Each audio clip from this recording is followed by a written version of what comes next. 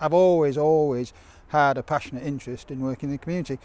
And I've got to say that community social work is returning social work back to where it first started. And when I started, social work had just been created in the mid-70s, and social services had been created, and it was based on a concept of working in the community. But it never lasted for very long. But the lessons of that I always kept. And of course, you think about it, and it's just about things that are quite natural. Right? People just met each other, they provided their own responses to their own problems, they just formed friendships, and that's all we want in life, isn't it? Friendships and access to the ordinary things that all of us enjoy, relationships, good housing, something purposeful to do. And if people are unemployed, you could have other activities like group work, well, get involved in groups, running the groups, whatever, and it worked. I actually met Jeff through something entirely different, because I'm a chair and cook for the Warm Welcome Lunch Club, which is actually based in Kirkhallam. And Jeff came along to the lunch club because our rent to the hall that we hold the lunch club in is paid for by Derbyshire County Council. So he came along, and I just literally met him through that, and we sort of struck up a good rapport. And when I mentioned to him that I was looking for some paid work, he said, well, I know what you'd be good at, and decided that I'd be the right person to do this sort of work that I'm doing now. Care for You came about because we wanted to set up a group. I think really it was certainly Jeff's baby, and no one can take that away from him. He wanted to set up a group that he thought he would sort of get involved in, but then step back from as time went on.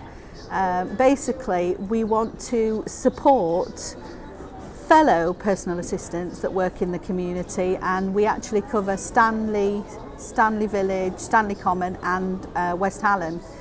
And we meet once a month now at the Eventide Hall at Stanley, and we are basically a support network of PAs that work out in the community.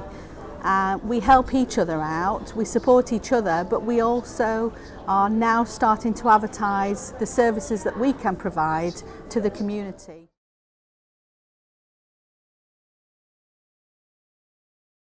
Well, today me and Kay have been out over to Stapleford. We went to a really nice cafe called Tea for Two.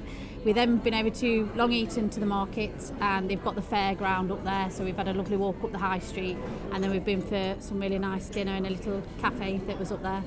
So, and then we've come back over to Shipley for a cup of tea before going home. So it's been nice, been in shops along the way, been really nice. I work as a PA for Kay. I have done for about 3 months now.